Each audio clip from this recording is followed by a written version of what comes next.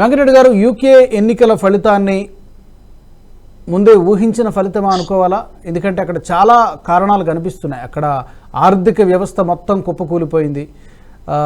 అది కూడా చాలా ప్రధాన కారణంగా చెబుతూ ఉన్నారు.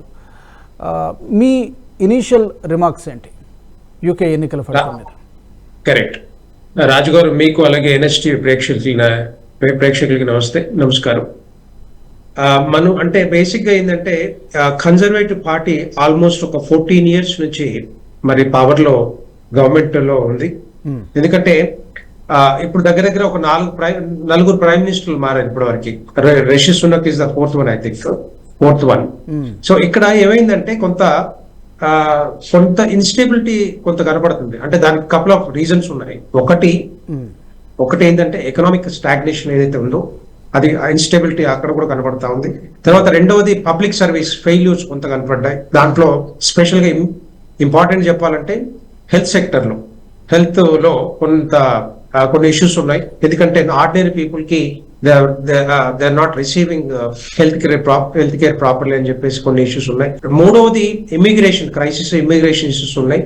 నాలుగవది ఏంటంటే ఇంతకుముందు మీరు చెప్పినట్టుగా కొన్ని వింగ్స్ ఉన్నాయి కదా, right wings, left wing, internal divisions కొంత అక్కడ కనపడతా ఉంది. దానివల్ల ఇవంతా ఏమైందంటే తర్వాత ఇంకోటి ఏంటంటే ఇప్పుడు రిషి సునక్ గారు వచ్చి కూడా ఒక 2 years కంప్లీట్ అయింది. 2 years తర్వాత దీన్ని ఇంకా కంప్లీట్ కాకముందే, టోటల్ ఫుల్ టర్మ్ కంప్లీట్ కాకముందే 1 year ముందే మరి ఎలక్షన్స్ కాల్ఫర్ చేయటం, దాంట్లో కొంత ఎకనామిక్ స్టెబిలిటీని దాన్ని తీసుకురాలేకపోవడం. దీనికి కారణం ఏంటి? ముందుగానే ఎన్నికలకు వెళ్ళడం అనే దానికి ఇంకా ఆలస్యం చేస్తే మరింత వ్యతిరేకత పెరుగుతుందనా అనుకున్నారు. కాకపోతే ఈ మధ్యలో ఏమైందంటే కొంత దీంట్లో ఇప్పుడు ఏదైతే మనకి వార్ జరుగుతుందో, పాలస్తీనా ఇజ్రాయెల్ వార్ కూడా దానికి కూడా కొంత కారణం ఉంది. ఎందుకంటే ముస్లింస్ ఎవరైతే ఉన్నారో మరి అసైలం సీకర్స్ ఆఫ్ఘనిస్తాన్ నుంచి కానీ, లేకపోతే ఇరాన్ నుంచి కానీ, టర్కీ నుంచి కానీ చాలా మంది వచ్చి అక్కడ మరి కంట్రీకి వచ్చి అక్కడ కొంత ఓట్ బ్యాంక్ సంపాదించుకోవడం. దాంట్లో ముఖ్యంగా చెప్పాలంటే అది ఇప్పుడు ఎట్లయిపోయిందంటే చెప్పాలంటే ఇప్పుడు వీళ్ళందరూ కూడా వచ్చి ఒక స్మాల్ బోట్ క్రైసిస్ లాగా lot of thousands of refugees English channel cross అవటం, అక్కడ రావటం, అక్కడ ఎంటర్ అవటం, ఓట్ బ్యాంక్ సంపాదించుకోవటం. దగ్గర ఇప్పుడు నాకు తెలిసినంత వరకు ఒక 40 లక్షల మంది, 44 లక్షల మంది ముస్లిమ్స్ ఉన్నారు అక్కడ. వాళ్ళందరూ కూడా లక్షల మంది ఓటర్లా లేకపోతే ముస్లిం ఓటర్స్. ఎస్.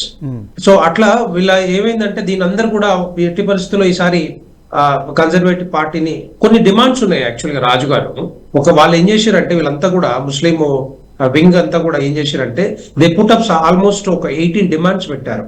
ఆ 18 డిమాండ్స్ ఎవరైతే ఫుల్ఫిల్ చేస్తారో, ఈధర్ లేబర్ పార్టీ కానీ లేకపోతే కన్జర్వేటివ్ పార్టీ కానీ ఫుల్ఫిల్ చేస్తారో వాళ్ళకి మేము ఎట్టి పరిస్థితుల్లో ఓటేసి గెలిపిస్తామని చెప్పేసి వాళ్ళు కంకణం కట్టుకొని కూర్చున్నారు. లేబర్ పార్టీ చాలా ఓపెన్ గానే ఆఫర్ ఇచ్చినట్టుందిగా, గతంలో కూడా చెప్పింది, ఇప్పుడు మేబీ ఎన్నికల టైంలో కూడా చెప్పింది అనుకుంటా ముస్లిం కమ్యూనిటీ. స్పెషల్ గా ఇంకోటి ఏంటంటే ఇప్పుడు ఏదైతే వార్ జరుగుతా ఉందో బిట్వీన్ ఇజ్రాయెల్ అండ్ పాలస్తీనా, ఎందుకంటే పాలస్తీనా నుంచి చాలా మంది అసైలం సీకర్స్ ఎవరైతే వచ్చారో వాళ్ళంతా కూడా ఒక డిమాండ్ పెట్టారు. మననే చూసాం కొన్ని ఎలక్షన్స్ లో నాకు తెలిసినంత వరకు ఒక దగ్గర ఇంగ్లాండ్ లోనే 40 ప్రో పాలస్తీనా కౌన్సిలర్స్ గెలిచారండి. ఇంగ్లాండ్ లో 40 మంది ప్రో కౌన్సిలర్స్ గెలిచారు. సో ఇట్లా ఏమైందంటే మీరు ఎక్కడ చూసినా కూడా ఈ 18 డిమాండ్స్ తో పాటు చాలా మంది mayors, city mayors, major city mayors అంతా కూడా ముస్లింసే ఉన్నారు అక్కడ. ఒకసారి నేను అది కూడా చెప్తాను మీకు. బేసిక్ ఏంటంటే ఎంతమంది అంటే almost the mayor of the London is a Muslim, mayor of Birmingham is a Muslim, mayor of Leeds is a Muslim, mayor of Blackburn is a Muslim, mayor of Sheffield is a Muslim, mayor of Oxford is a Muslim, mayor of Luton is a Muslim, mayor of Oldham is a Muslim, mayor of Rochdale. So వీళ్ళందరూ కూడా వెంకటరెడ్డి గారు, ఈ community, Muslim community ఇంతగా యూకేలో పాతుకుపోవడానికి దారితీసినటువంటి పరిస్థితులు ఏంటి? అంటే ఎందుకని అంత యుఎస్లో ఆ పరిస్థితి ఉండదు, చాలా స్ట్రిక్ట్గా ఉంటుంది ఈ కమ్యూనిటీ విషయంలో. బట్ యూకేకి వచ్చేసరికి అంత ఫ్రీగా వాళ్ళకి వీసాలు ఇవ్వడం కానీ, లేకపోతే ఆ దేశంలో స్థిరపడడానికి కానీ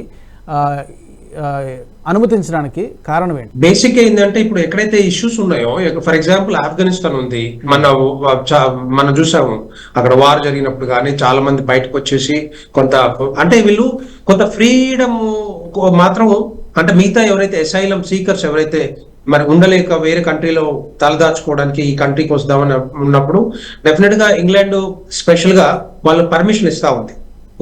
దాని వల్లనే ఏమైందంటే ఈ ముస్లిం కమ్యూనిటీ అంతా కూడా ఇప్పటికీ రోజు రోజుకు పెరిగి సంవత్సరాల కొద్దిగా ఇప్పుడు ఏమైందంటే వాళ్ళే డిక్టేట్ చేసేంత, అంటే ఇంగ్లాండ్ పాలిటిక్స్ డిక్టేట్ చేసేంత వరకు వచ్చినట్టే ఒక్కసారి ఇమాజిన్ చేసుకోండి. కెనడాలో ఎలాగైతే సిక్కులు డామినేషన్ అంటే డిసైడింగ్ ఫ్యాక్టరో ఇక్కడ యూకేలో వీళ్ళు అలా అనుకోవచ్చు ఒక విధంగా కంపారిటివ్లీ. ఎస్, ఇప్పుడు దాంట్లో మనకి జనాభా చూసుకున్నట్టయితే 66 మిలియన్స్ ఉన్నారు ఇంగ్లాండ్ లో. ఈ 66 మిలియన్ లో 4 మిలియన్స్ ముస్లిమ్స్.